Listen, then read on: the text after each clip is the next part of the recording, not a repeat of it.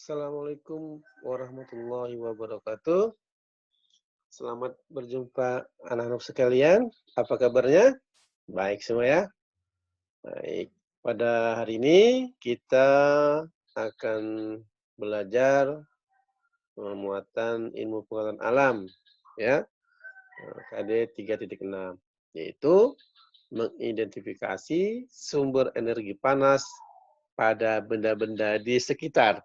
Nah, di kita perhatikan ya, ini lihat gambarnya ya. Ya, apa ini? Yaitu gelas yang berisi air panas ya, dan juga ada sendok logamnya. Nah, ini ya, pernah lihat ya? Nanti kalian juga pernah buat teh ya kan? Nah, pakai air panas ya, terus ya, atau nanti kalian bisa lakukan percobaan di rumah ya. Nah, jadi apa? Kira-kira apa sih yang kita rasakan ya jika kita pegang sendoknya? Nah, apa kira-kira? Iya, kita, akan merasakan apa? Sendoknya terasa hangat gitu ya, atau panas-panas lah ya. Ini membuktikan bahwa apa? Terjadinya perpindahan panas ya. Nah, ini ya. Jadi, sumber energi panas yang digunakan dalam aktivitasnya apa adalah apa? Sumber energi panasnya adalah air. Karena tadi kan kita isi air panas, ya. Oke, jadi panas dapat berpindah melalui benda-benda logam. Nah, ya. Di panas itu dapat berpindah melalui benda-benda logam. Nah, jadi sumber energi panasnya nih, yang tadi adalah air, ya, air panas karena kita isi dengan air panas. Jadi kalau saat isi air panas terus kita taruh sendok, ya, maka panasnya bisa berpindah tuh ke sendok logam, ya. Nah, itu nanti bisa kalian apa? Lakukan praktek di rumah, ya. Silahkan dicoba nanti, ya. Nah, anak sekalian, eh, kita juga sering melihat ibu kita, ya kan, atau bapak kita merebus air. Nah, atau mungkin bahkan kalian disuruh oleh orang tua untuk merebus air, ya kan? Merebus air sampai mendidih. Nah, kalau kita lakukan kegiatan seperti ini yang Pak Guru tampilkan saat ini, maka kira-kira manakah sumber energi panasnya? Yang mana kira-kira? Yang kita pilih yang mana? Iya, tentu sumber panasnya adalah api. Ya, api ya. Nah, banyak mungkin contoh-contoh lain ya kan? Eee, sebagai sumber energi panas ini perlu hanya mengambilkan satu contoh atau 2 contoh dengan yang tadi ya. Nah, ini adalah sumbernya adalah api. Nah, sama saat kita misalnya, mungkin melihat orang tua kita, menyetrika baju misalnya, ya, maka sumber energi panasnya atau sumber panasnya adalah ya disetrika, ya kan? Sumber panasnya adalah disetrika, ya. Kalau kita lihat lagi orang tua kita atau bahkan kita menjemur pakaian di luar ya, kira-kira sumber panasnya adalah iya, matahari. Nah, itu lah beberapa macam sumber panas mungkin yang kita bisa dapatkan, dalam kehidupan sehari-hari ya. Anak sekalian, eee, pengaruh kalor terhadap benda. Nah, ini pengaruh kalor terhadap benda, ya. Jadi panas itu dapat mempengaruhi perubahan suhu benda, ya. Jadi jika kalor kita berikan pada benda, maka suhu benda tersebut apa? Akan naik, ya. Ya. Jika kalor keluar dari benda atau dilepas ke lingkungan, maka apa yang terjadi? Iya, suhu benda akan turun, ya. Jadi itu kalor juga memengaruhi wujud benda, ya. Ingat, benda memiliki 3 wujud, ya. Jadi apa saja itu? Yaitu iya, padat, cair, dan gas. Pinter ya. Jadi ada 3 wujud benda yaitu padat, cair, dan gas. Nah, ini berikut Pak Guru eee, buatkan ya skema perubahan wujud benda ya karena pengaruh kalor ya. Yang pertama adalah eee, membeku. Ya, ini ya, membeku. Ini tanda panahnya cair padat, padat cairnya. Membeku adalah merupakan perubahan wujud benda ya. Dari mana? Ya dari cair menjadi padat. Itu namanya membeku. Cair menjadi padat. Jadi perubahan wujud benda dari cair ke padat. Ya. Mungkin contohnya adalah apa? Iya, contohnya kalau kalian punya kulkas, ya kan? Ada freezernya ya. Nah, jadi kalian mau buat es, ya, taruh plastik atau di tempat apa ya, eee, maka yang tadinya cair, ya, lama-kelamaan akan membeku, ya. Terus contoh lainnya apa? Contoh lainnya adalah lilin.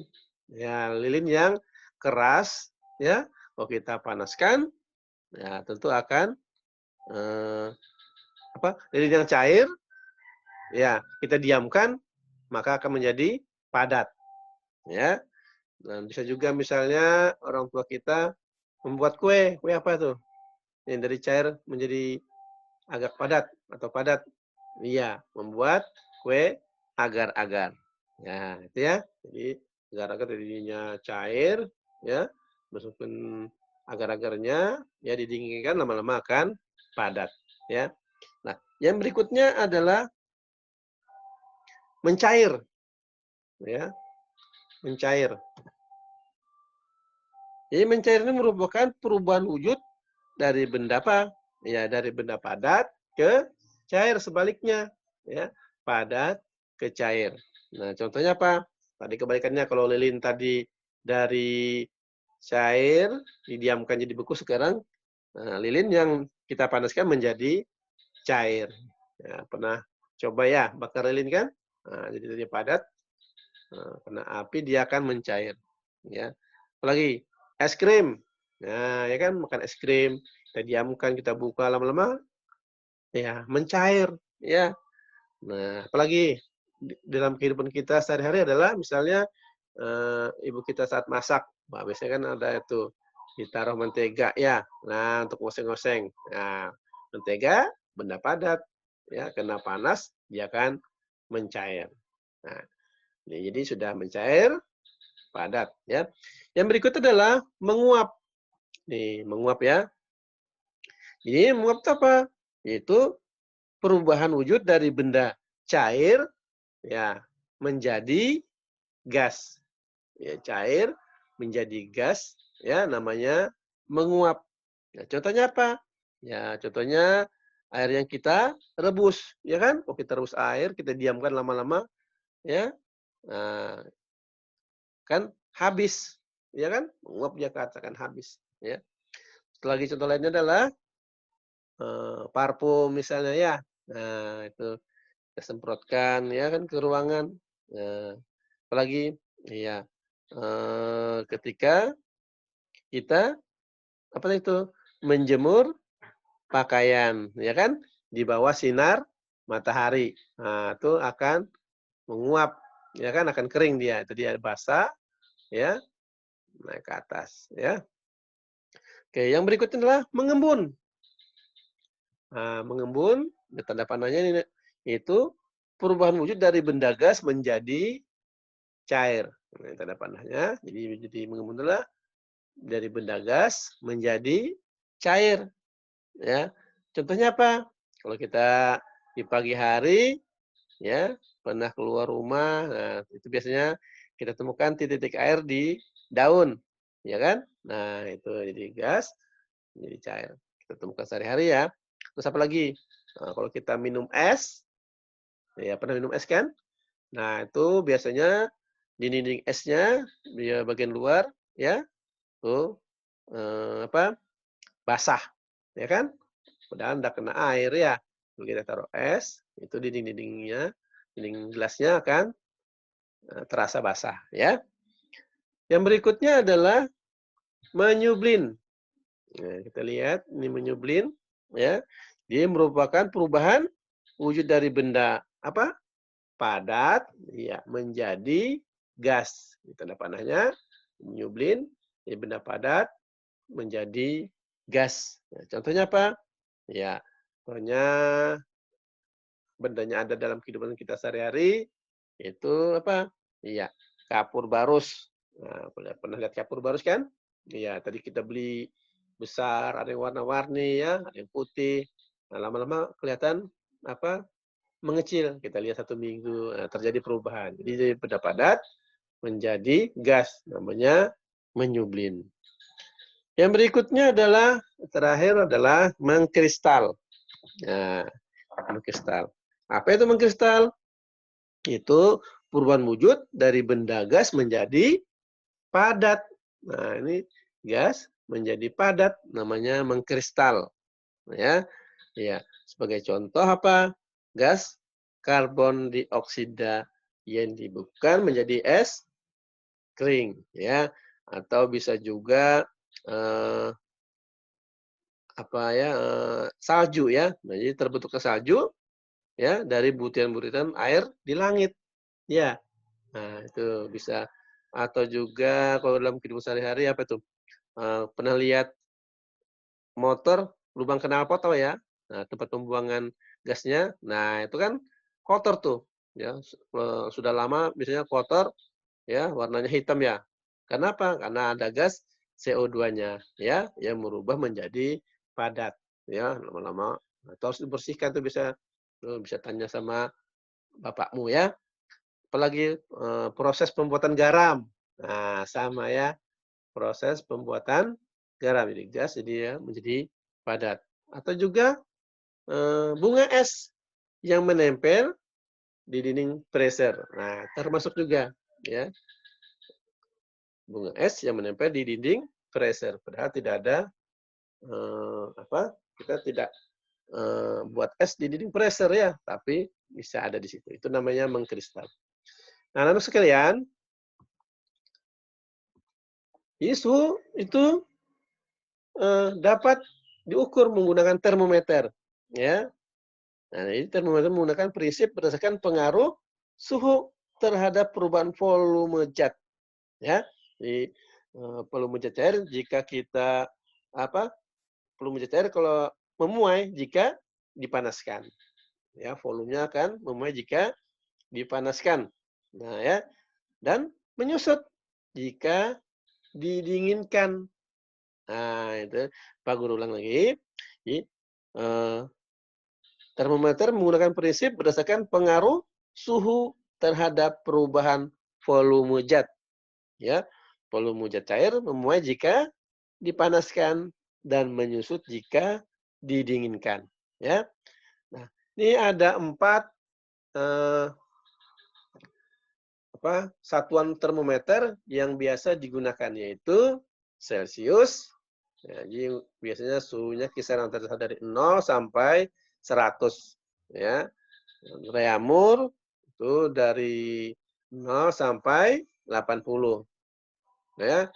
Terus Fahrenheit kisaran suhunya digunakan misalnya dari 32 sampai 212 dan Kelvin suhu kisarannya dan antara 273 sampai 373. Nah, ini Pak Guru tampilkan apa eh, termometernya ya, termometer ruang yang mungkin sering kalian mungkin punya, ya, atau bukan juga tidak punya ya, tapi ini mungkin perlu kalian tahu ya. Nah, ini contohnya ya, contoh bendanya ya, jadi pengukur suhunya di termometer ruang dengan 2 jenis skala yaitu skala Celsius dan Fahrenheit. Nah, ini sudah tanda C itu berarti Celcius. Nah, tandanya dari sini ya. Ini Celcius ya. Skalanya skala Celcius, yang sebelahnya nah, F namanya berarti Fahrenheit. Nah, itu skalanya. Itu ya. Demikian anak-anak sekalian pada kesempatan hari ini yang bisa Pak Guru sampaikan mudah-mudahan bermanfaat ya. Demikian. Assalamualaikum warahmatullahi wabarakatuh.